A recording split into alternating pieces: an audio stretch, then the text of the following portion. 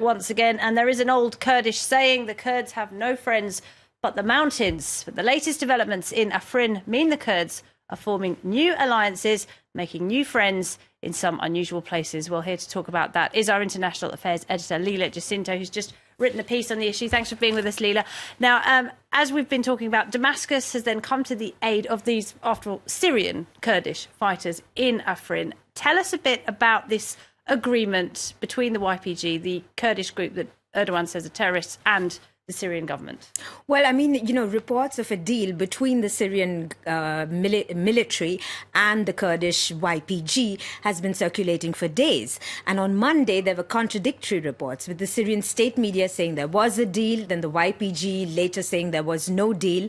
And in the end, on Monday, the troops did not enter into this Kurdish enclave. That changed dramatically today when this convoy of 50 cars crossed through the Kurdish checkpoints and went into Afrin.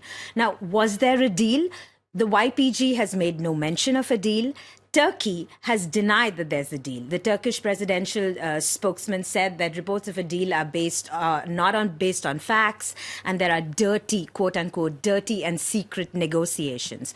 So, which means that there may not be an official deal, but there is an agreement on the ground. And the fact that there's no deal, as I examine in my piece, shows you how tricky these negotiations have been. The key sticking points is that Assad wants to have political control of Afrin. These are the regions he withdrew from in 2012, and that's why the Kurds controlled this enclave. The Syrian government would like to provide security as well as politics. They want to administer the region, to take it back.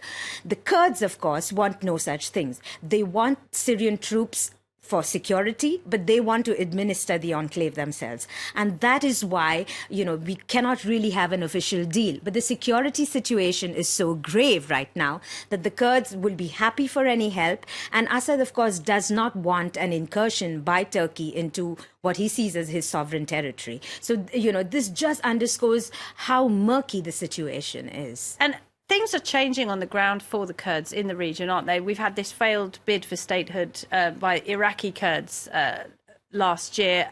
We've seen what's happening in Syria. There are all these complex relationships developing across the region. Tell us a bit more about that. No, you're absolutely right. If the saying goes that the Kurds have no friends but the mountains, there's another saying that the Kurds do not have a motherland because they always fight between themselves. They're so fractious. In Iraq, what we are seeing is actually very interesting. Earlier this month, all these rival Iraqi Kurdish political parties, the KDP, which was founded by Barzani, the PUK, which was founded by Jalal Talabani. These are rival groups that have even come to a civil war in the past.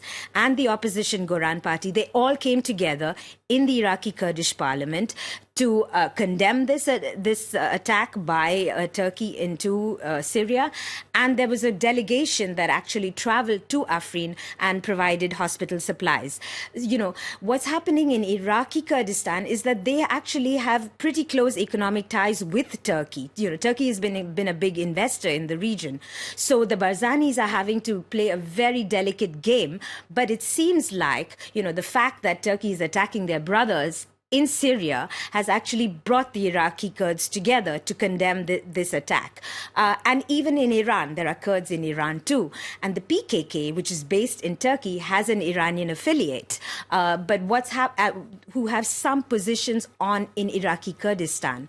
But the Iraqi Kurdish administration has managed to get the Iranian Kurdish groups to back away because, Iran is very much on the side of Assad. And so you can see the changing chess pieces on this game moving very dramatically. And so, in fact, the Syrian Kurds are getting strange new allies. Assad on the one hand, the Iraqi Kurds on the other hand, as well as Tehran, who does not want to see Turkey in Syrian territory at all. Yeah, the situation is certainly changing very quickly. Leila, thank you very much indeed. Leila Jacinto there, and you can read her pieces on the France 24 website, so do check that.